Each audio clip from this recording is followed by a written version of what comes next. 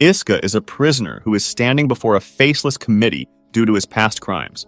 1 year ago, Iska had broken the law by freeing a witch who was being held prisoner. Iska has no magic powers himself while all his enemies have, but he can easily defeat S-rank mages. He belongs to the Heavenly Empire, while the witch he freed came from Nebulous Sovereignty, a nation of witches. The two nations are at war with each other, and the judges are about to give Iska a chance to redeem himself. He is to find the Ice Calamity Witch and win the war. Iska intends to seize that opportunity, but he needs his team to be recruited as well: Neen, Jin, and Mismis. Once he reunites with them, they visit a reactor that the Empire has been building. The witches have gone crazy, and they frequently perform attacks in order to destroy the reactor. Soon, they sneakily attack again while Iska's team is walking through the woods. However, Iska is too powerful for them and easily overpowers everyone. Or at least until Alice appears, the Ice Calamity Witch, and the two of them fight as equals.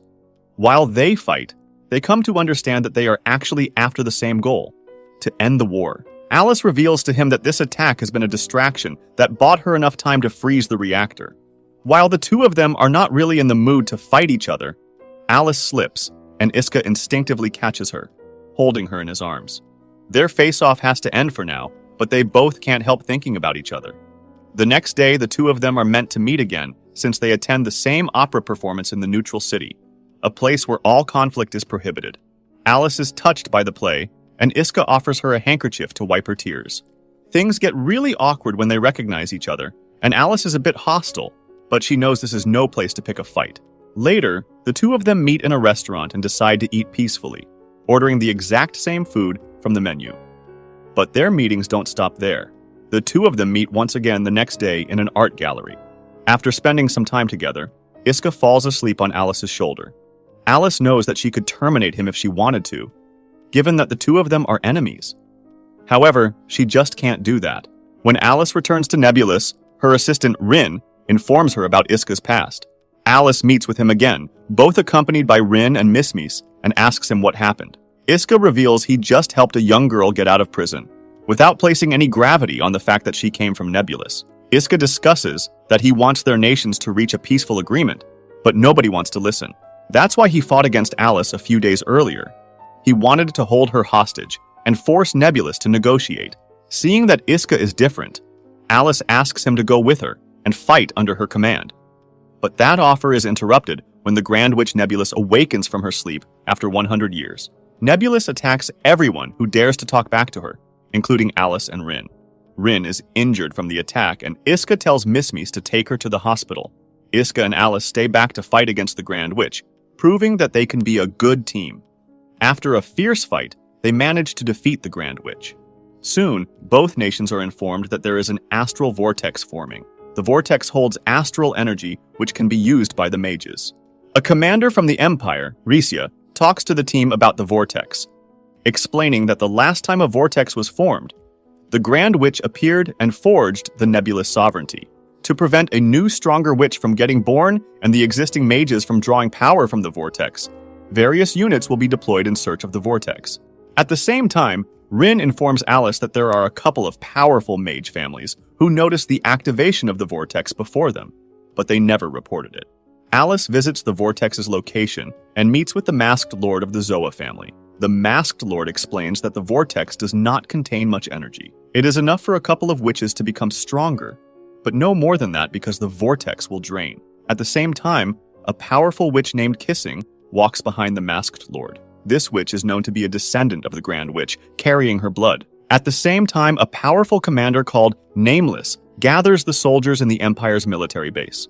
His suit allows him to become invisible, and he warns everyone to not get in his way. A few moments later, Miss Me is abducted by a few witch spies who were posing as Imperial soldiers. Nameless fails to stop them, but Jin shoots a GPS tracker on the witch's escape vehicle. Finding their location, Nameless orders his men to bombard the witches. Worried about Mismis, Iska runs to the vortex's location and starts fighting against Kissing after freeing Mismis. At the same time, Alice visits the Empire's base, but nobody is there except for Nameless. While she freezes the entire base, Iska defeats Kissing, but the Masked Lord intervenes, and he kicks Mismis into the vortex. Iska jumps into the vortex in order to help his friend. Luckily for them, Alice returns and follows them into the vortex, saving them both. Holding a crystal in his hand, Iska thinks to himself that he owes Alice a favor now. After this incident, Ricia has another talk with the team and announces that she will prepare them for a secret mission. They are to infiltrate Nebulous, abduct the Queen, and bring her back to the Empire. After Ricia departs, Iska claims that this mission is impossible to pull off. On top of that, there is something unexpected happening with Animeess. She has acquired a witch's mark after getting in contact with the vortex. Normal people would die in the vortex, but it seems like Animeess is an exception. The team decides to keep that a secret, because if anybody finds out, Animeess can even be executed. In the meantime, Alice has been visiting the neutral city in order to see Iska again, a fact that is not taken gladly by Rin because she thinks Alice is not focused. When Alice and Iska finally meet, Rin offers them a drink, but Iska's drink is spiked with a sleep-inducing drug. Even though Alice does not like that, Rin suggests they take Iska back to Sovereignty. Animeess sees them and tries to stop them. Her anger makes her witch mark glow, and Alice notices the energy glowing out of her arm. Despite this, Alice traps her to the ground, and she walks away with Iska. While driving, Alice tells Rin to take Iska to a remote place, because if they take him straight to Nebulous, they might risk him being executed. Back in the Empire, Ricia tells the team that she has brought something for them and presents them with some devices which are used to imprint an astral crest onto their skin. With that mark on them, they will be able to pretend they are witches and infiltrate Nebulous. In Nebulous ground, Alice and Rin take Iska to a hotel. Rin stays with him in the same room in order to watch over him. With Alice absent, Rin grabs a knife and slightly cuts herself in order to create an excuse for killing Iska. Supposedly he attacked her and she had to defend herself. Rin attacks him, but Iska manages to evade her attempts until Alice comes back in the room and sees them fighting. Later, Alice comes out of the bathroom and shows Iska her astral crest, asking him what he thinks when he sees something like that. Iska proclaims that he sees nothing strange. It is not marks or symbols that are making their nations go to war, but rather their own opinions. Meanwhile, Iska's team has infiltrated Nebulous, but their commander has one more surprise for them. After consulting with the rulers of the Empire, Risu frees a powerful prisoner of the Nebulous by wearing her invisible suit, asking him to get his revenge on the witches. Indeed, Salinger attacks Nebulous and causes mayhem. Alice gets a moment alone with Iska and announces that she is leaving because nobody can stop Salinger except for her. Before she leaves the room, she gives Iska his handkerchief back. Later on, Iska realizes that Alice has hidden the key to his handcuffs in the handkerchief, and he sets himself free. Moments later, Iska reunites with his team and gets his swords back. He asks them for some time and goes on the hunt for Salinger, who is now being stalled by Rin. Rin is not strong enough to deal with him, but thankfully for her, Iska intervenes a few seconds before Salinger can finish her off. Iska asks Rin for a deal. He will fight Salinger off, but Rin will provide safe passage for him and his team after they are done. With that said, Iska engages in a hard fight with Salinger. In the meantime, Alice is trying to take care of her people and lead them to safety, but she is attacked by Nameless. However, Nameless can't do much against her, so he decides to let Salinger do the job. Salinger attacks Iska with everything he's got, but realizes that his opponent is not just a swordsman he can get rid of easily. Eventually, Iska destroys all of Salinger's weapons, forcing him to retreat. In the aftermath of that fight, Iska and his team mount a car and drive back towards the Empire. Then we also get to meet a younger witch, Sisbel, the one whom Iska had helped escape from the Empire's prison a year ago. She has heard of Iska's story, and she wishes to meet him again. The next day, Sisbel is summoned by the Queen, and we learn that she is her youngest daughter, which means that she is Alice's younger sister. While Sisbel is sent on a mission by her mother, a doctor named Michaela instructs Iska's team to take a vacation because they have been through a lot lately. Iska and his team do exactly that. Near the beach, Iska stumbles on Sisbel but does not recognize her. Later that night, Sisbel uses her magic to track Iska down, and she breaks into his hotel room. Back in the palace, Alice walks into Sisbel's room and realizes that her sister has been gathering clues on Iska, wondering how they might know each other. Back in the hotel room, Iska apprehends Sisbel, but she tells him she's not here to harm him, asking him to accompany her back to Sovereignty instead.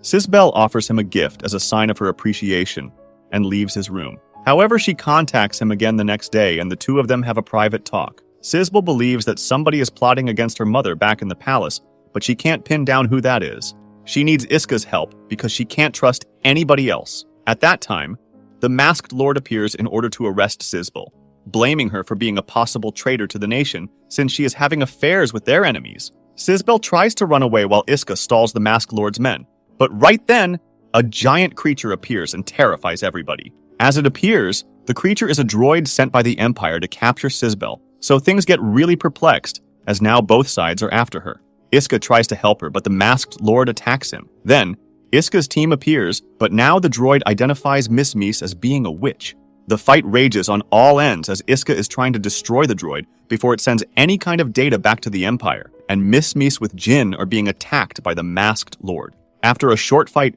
the masked lord tries to burn them, but his magic does not work due to Animeess's powers. Right then, Jin manages to shoot the masked lord in the face, shattering his mask into pieces. Concerned with keeping his identity secret, the masked lord escapes. In the meantime, Iska and Nini manage to beat the droid. But something unexpected happens when the droid transforms into an astral spirit, managing to trap Sisbel inside its body. Things become more difficult to handle now, but Alice appears right on time to assist Iska. The two of them prove once more that they are the best team, and they defeat the astral spirit, freeing Sisbel. Alice and Iska pretend to not know each other in front of Sisbel, and they all part ways for the time being. As the series concludes, we learn that there is going to be an election in the palace for the next queen of Nebulous. Finally, Iska and Alice continue meeting in the neutral city in secret, intending to keep working on achieving peace while enjoying each other's company.